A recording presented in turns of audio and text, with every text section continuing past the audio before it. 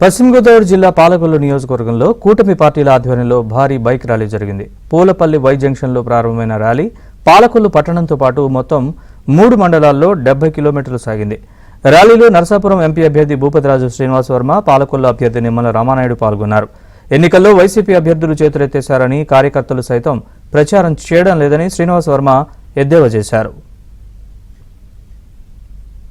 Janasena బలపరిచినటువంటి BJP అభ్యర్థిగా శ్రీనివాస్ వర్మ గారు విజయాన్ని కాంక్షిస్తూ, అదేవిధంగా పాలకొల్లు నియోజకవర్గ అసెంబ్లీ అభ్యర్థిగా జనసేన బీజేపీ బలపరిచినటువంటి నన్ను ఆశీర్వదించాలని మేమిద్దరం కూడా ఏదైతే పాలకొల్లులో చేస్తున్నటువంటి యొక్క ర్యాలీ చూస్తూ ఉంటే ఒక విజయోత్సవ ర్యాలీని తలపించేటువంటి విధంగా ప్రజలు పెద్ద ఎత్తున తరలి వచ్చి కార్యకర్తలు అందరూ కూడా కదం తొక్కుతున్నటువంటి పరిస్థితి ఈ ర్యాలీలో మనందరం కూడా చూస్తూ ఉన్నాం.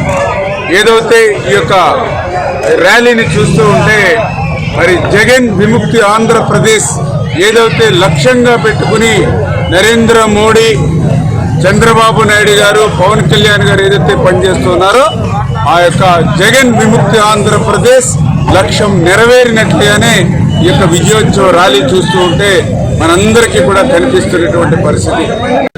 ఏదైతే మహిళా సాధికారత విషయంలో, బీసీ సాధికారత విషయంలో ఇవాళ గతంలో ఎవరైతే చంద్రబాబు నాయుడు గారు పెద్ద ఎత్తున ఈ రాష్ట్ర ప్రగతికి దోహదపడ్డారో వారి యొక్క నాయకత్వాన్ని ప్రజలు ఆమోదించేటువంటి పరిస్థితి కనుక ఇవాళ దేశం ప్రపంచం దేశాల్లో భారతదేశాన్ని అత్యంత శక్తివంతమైనటువంటి దేశంగా తీర్చిదిద్దినటువంటి ప్రధాని నరేంద్ర మోడీ గారి నాయకత్వానికి పెద్ద ఎత్తున మద్దతు లభిస్తుంది. ఈ 3 పార్టీల కలయికతో అది 13వ తారీఖున జరిగినటువంటి ఎన్నికల్లో పెద్ద మెజారిటీతో తెలుగుదేశం పార్టీ, భారతీయ జనతా పార్టీ, జనసేన కూటమి ఈ రాష్ట్రంలో అధికారంలోకి రాబోతోంది. కేంద్రంలో నరేంద్ర మోడీ గారి నాయకత్వంలో ఎన్డీఏ కూటమి